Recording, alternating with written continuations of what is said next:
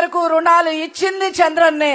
మగ్గం ఆధునికరకు RRR పథకం కింద 20% సబ్సిడీతో ఆర్థిక తోడ్పాటు ఇచ్చింది చంద్రన్నే.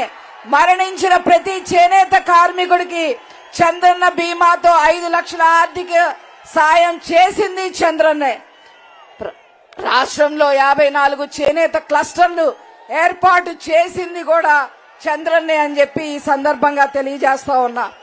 మరి గత 4 ఏళ్లలో ఈ జగన్మోహన్ రెడ్డి ఏం చేశారు అంటే, గత 4 ఏళ్లలో 100 మంది పైగా చేనేత కార్మికులు ఆత్మహత్యల చేసుకుంటే కనీసం ఒక స్టేట్మెంట్ కూడా ఇచ్చిన పాపాన పోలేదు ఈ జగన్ రెడ్డి.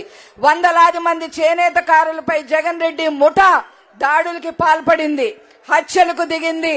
ధర్మవరంలో 2 చేనేతకారులను దారుణంగా హతమార్చారు. చినగాంజాంలో టీడీపీ కార్యకర్త పద్మ అనే మహిళను చంపేశారు. ప్రొద్దుటూరులో నందం సుబ్బయ్య అనే అడ్వకేట్ ని హత్య చేశారు. ధర్మవరానికి చెందిన శశి అనే వ్యాపారిని విజయవాడలో వైసీపీ నేత బట్టలు విప్పి దాడి చేస్తే ఇంతవరకు నిందితుడిని అరెస్టు చేయలేదు.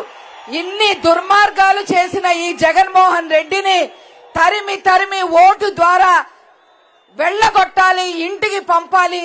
అదే విధంగా తండ్రికి తగ్గ తనయుడుగా ఈరోజు చేనేతకి, ముఖ్యంగా చేనేతలకి మరిన్ని పథకాలతో ముందుకు రాబోతున్న లోకేష్ గారికి ఈ సభ ద్వారా నమస్కరిస్తూ నేను సెలవు తీసుకుంటున్నాను. Thank you.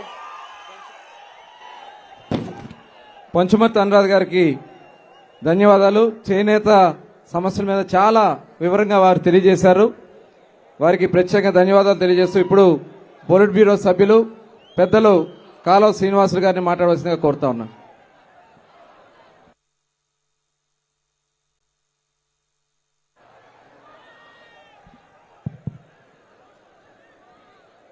సభాధ్యక్షులు